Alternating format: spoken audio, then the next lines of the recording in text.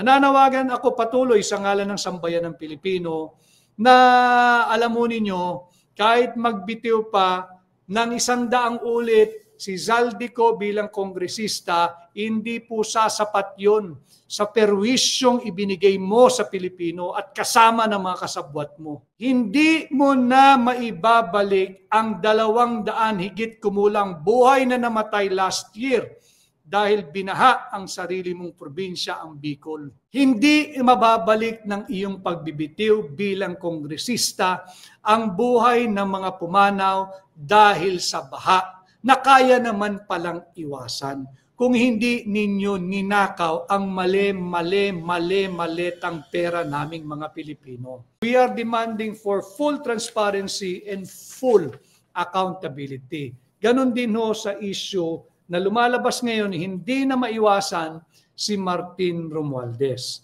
Tumagos na, pinipilit nilang i-contain, binalagbag ho nila sa Senado, seemingly, kagaya po nung aking na vlog ng ilang araw, seemingly it is now the Senate that is under trial and under investigation.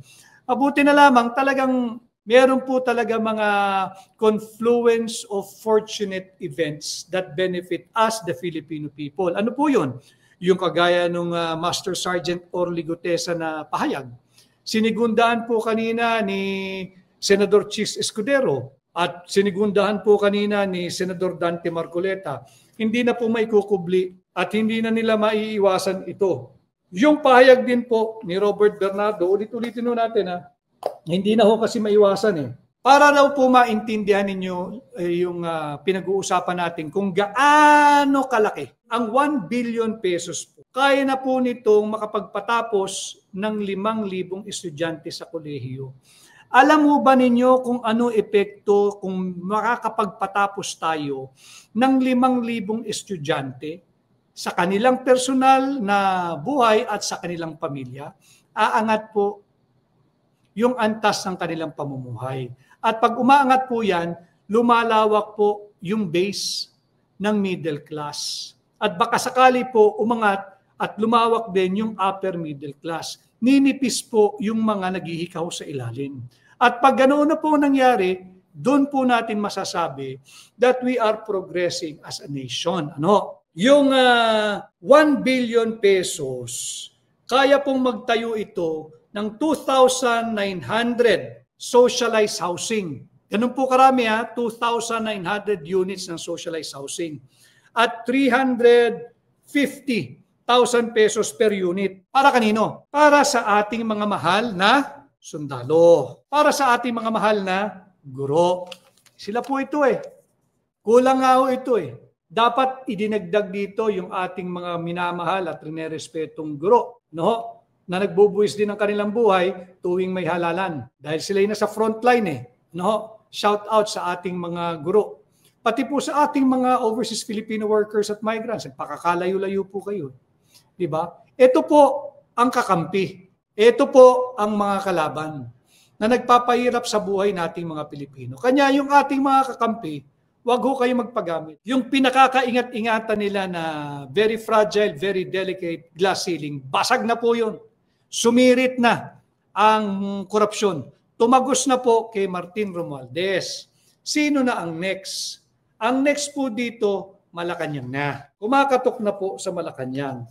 Alright mga kababayan, so tayo po ay magre-react dito po sa naging live ni Attorney Vic Rodriguez, kung saan tinalakay po yung kahalagahan ng bilyong halaga ng project control na sana ay napunta po sa maayos na programa. Kagaya na lamang po ng ginawang eksplanasyon ni Attorney Vic Rodriguez na yung halaga po ng 1 billion ay maaari na pong makapagtapos o makapagpatapos ng mga estudyante. At ito ay hindi biro dahil 5,000 na estudyante mga kababayan ang maaaring mapagtapos sa pag-aaral. At maaaring makagawa naman ito ng 2,900 na socialized housing para po sa ating mga magigiting na sundalo at mga guro. So biruin nyo mga kababayan, grabe po yung kurakot na ginawa ng iilang individual dito nga po sa gobyerno ngayon ng Administrasyong Marcos. At ako mismo mga kababayan ay sumasang-ayon dito sa naging pahayag ni Attorney Vic Rodriguez, no,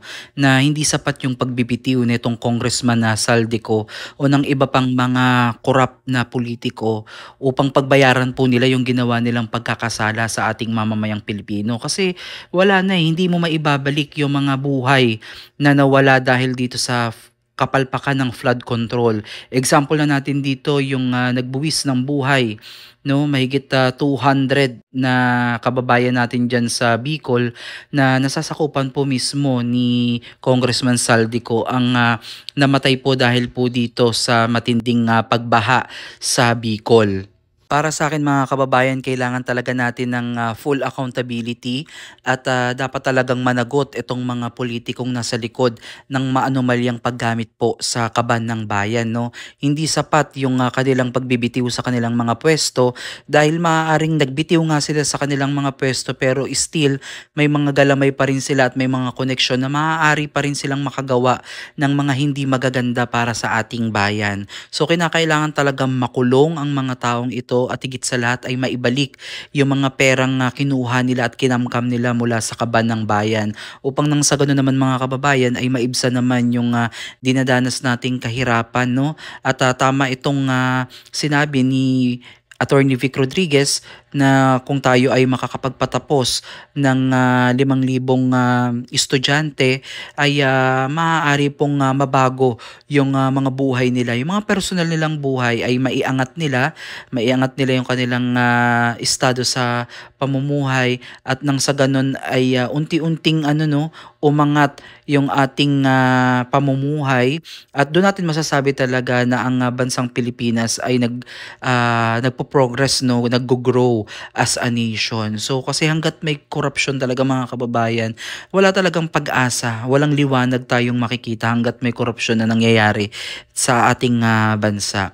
Alam naman natin yan na laganap talaga ang korupsyon saan mga panig ng mundo. Ngunit kung ito'y talagang magiging talamak at talagang hindi talaga wawakasan ay talagang wala talagang patutunguhan mga kababayan ang isang bansa kagaya dito sa Pilipinas na talagang harap-harapan na mga kababayan, no? Halos ako pagka araw-araw akong nakikinig at nakakabasa ng mga balita ay talagang hindi ko maiwasan na mabwisit talaga, no, dahil sa aking mga naririnig at nababasa, no, na halos alam mo na na nahuli na pero talagang sugar coated pa rin, no, pinagtatakpan pa rin at ginagawa ang lahat ng kanilang makakaya para lang matabunan itong issue na to. Pero syempre mga kababayan, matatalino na ang ating mga kababayan talagang nakabantay na yan sa kung ano yung ginagawa dito sa ating gobyerno. At